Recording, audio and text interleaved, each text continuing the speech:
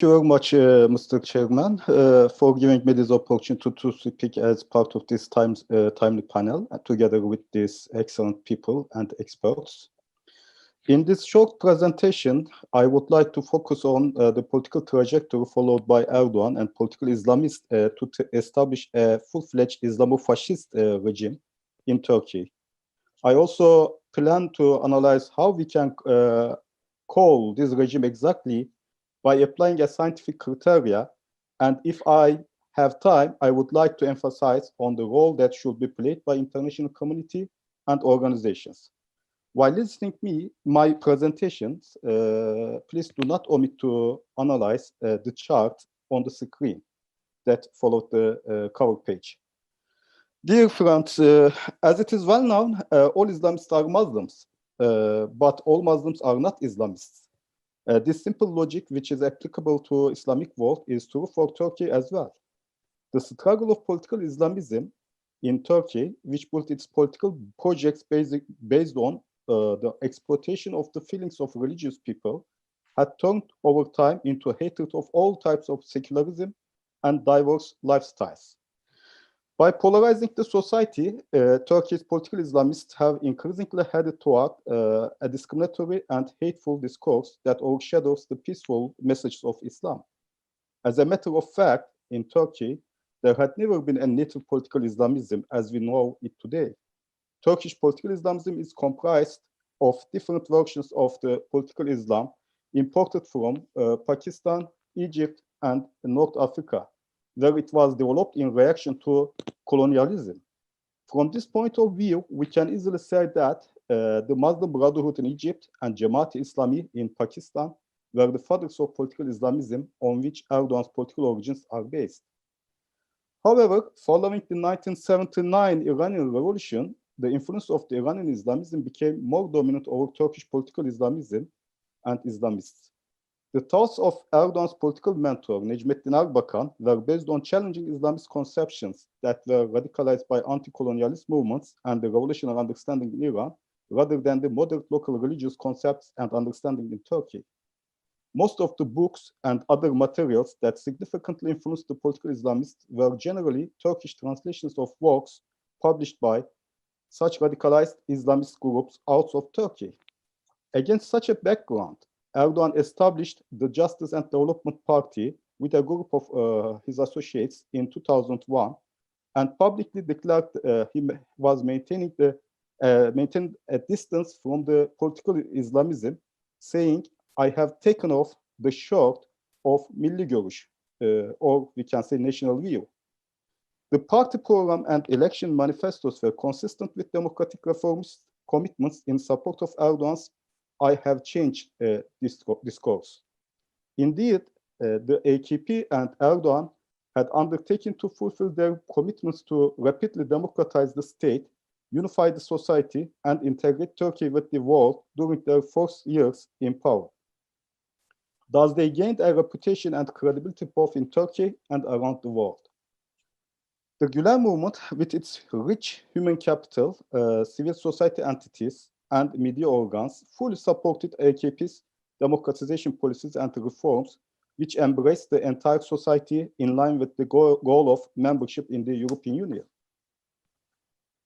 The democratic and social reforms realized by Erdogan and his AKP increased their support to 50% in the course of the struggle against the anti-democratic structures. Not only was the dominant military tutelage broken in this process, but also a strong pro-Erdogan media and civil society were created. After seeing 50% popular support for AKP in 2011 elections, in which his party competed by promising to draft a new democratic constitution, Erdogan realized a great opportunity lay before him. Instead of using this opportunity in line with the expectation of democratic circles to fulfill commitments he made before the elections, Erdogan utilized this opportunity to return to his ideological factory settings. In other words, to his controversial, radical, political Islamist origins. The Arab revolts that erupted in early 2011 also led to the inclusion of imperial motivations. He used proxy groups and organizations to influence political developments in several regional countries.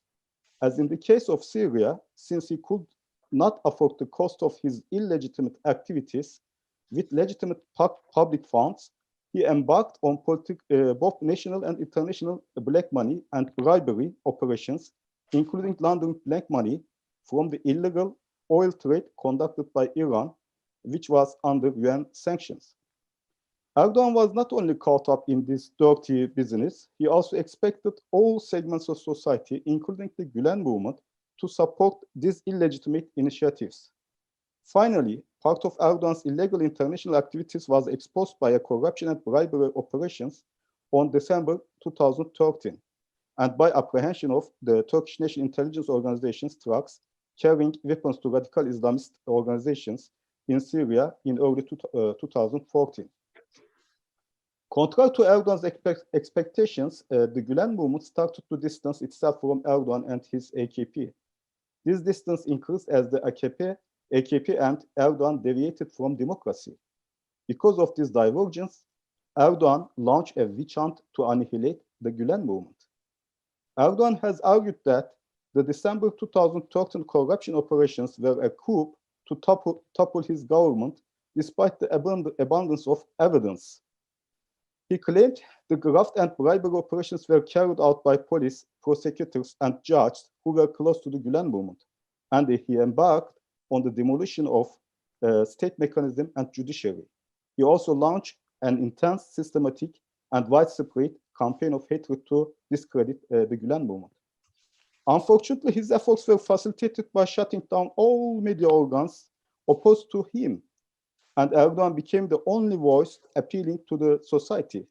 In spite of all this, he could not fully convince the society and the world of the unfounded arguments he put forward against the Gulen movement. Therefore, by plotting a great conspiracy on July 2016, he attempted to achieve his ultimate objective as a gift by God. Turkey has suffered from coarseness, a loss of reputation, and failure in every sense as Erdogan continues his unlawful, immoral, and arbitrary persecutions and systematic human rights violations.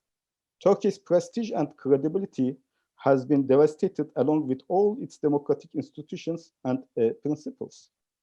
After Gulen movement distanced itself, Erdogan first tried to ally with the Kurdish political movement in order to accumulate more popular power. However, following the corruption scandal in 2013, he desperately needed to search for new partners who had more influence in the judiciary, the military, and the state bureaucracy. So he tried to find the support he needed from the traditional ultranationalists, neo-nationalists, and Eurojanists, with their presence in the bureaucracy, army, judiciary, civil society, and the media, in order to destroy both the Kurdish political movement and the Gulen movement. Erdogan established a pragmatic alliance and an ideological synthesis with these circles, which have racist and fascist leanings.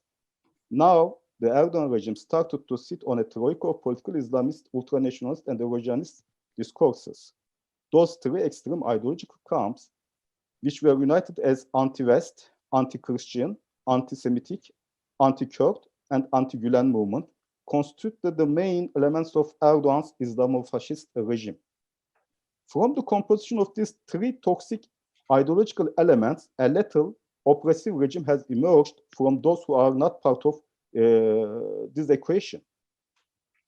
These three poisonous pillars of Erdogan's Islamo-fascist regime constantly glorify death and killing, and of course, war. And they are now for radicalizing their socio-cultural hinterland with a sharper discourse. After transformation of the Turkish political system to one-man rule under the name of so-called presidential system, I have analyzed Erdogan regime by looking at the well-accepted criteria for dictatorship, as we have done since the beginning of this presentation. And I have reached a conclusion that Erdogan's Islamo-fascist regime is a 100% dictatorship. So the question here is not whether we define this regime as a dictatorship, but to determine what kind of dictatorship it is. To me, Erdogan regime is an authoritarian dictatorship which is at the edge of being a totalitarian one. If you observe the criteria marked by red in the chart, I think you will reach to the same conclusion. On the other hand, we should accept that as a full-fledged authoritarian dictatorship, it is so normal to see Erdogan's Islamofascist regime to purge about 160,000 public officials from their jobs. But it is not so normal to see a silent international community and organizations vis-a-vis these huge persecutions. As a full-fledged authoritarian dictatorship, it is also so normal to see Erdogan's Islamofascist regime to detain over 500,000 innocent people and arrest tens of thousands of them. But it is not normal to see an almost silent international community and organization vis-a-vis these huge persecutions. As a full-fledged authoritarian dictatorship, it is so normal to see Erdogan's Islamofascist regime to shut down more than 200 media outlets and to jail hundreds of decent journalists. But it is not normal to see an almost silent international community and organizations vis-a-vis these huge persecutions.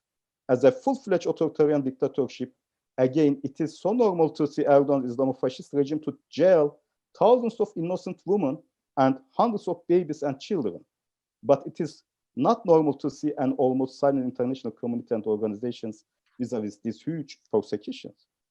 As a full-fledged authoritarian dictatorship, it is so normal to see Erdogan's Islamofascist regime to seize all the companies, properties of the members of the Gulen movement and not allow them to find new jobs or establish new businesses and push them to a civil death.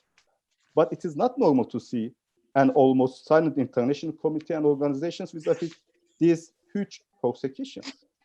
As a full-fledged authoritarian dictatorship, it is so normal to see Erdogan's Islamofascist regime to seize almost all Kurdish municipalities and to arrest elected Kurdish mayors and prominent Kurdish politicians. But it is not normal to see an almost silent international community and organization vis-a-vis these huge persecutions. Lastly, as a full-fledged authoritarian dictatorship, it is so normal to see Erdogan's Islamofascist regime to kidnap, torture, extrajudicially kill those who are allegedly affiliated with the Gulen movement or the members of Kurdish political movement and even other opposition groups. But it is not normal to see an almost silent international community and organizations vis-a-vis these huge persecutions. I can list here much more persecutions conducted by Erdogan's Islamofascist regime as a full-fledged authoritarian dictatorship. But I think these are enough to understand the severity of the situation in Turkey. If one wondered about more persecutions under the rule of Erdogan regime, one could look at my recently published book, A Genocide in the Making.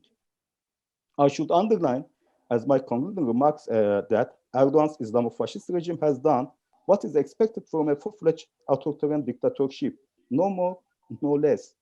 But from weak to none reactions coming from international community and organization have been a huge disappointment and a real frustration for all victims and persecuted people in Turkey. So I would like to make a call to all. Please stop appeasing Erdogan's Islamofascist authoritarian dictatorship and react as much as what it deserves. No more, no less. Thank you very much for listening to me.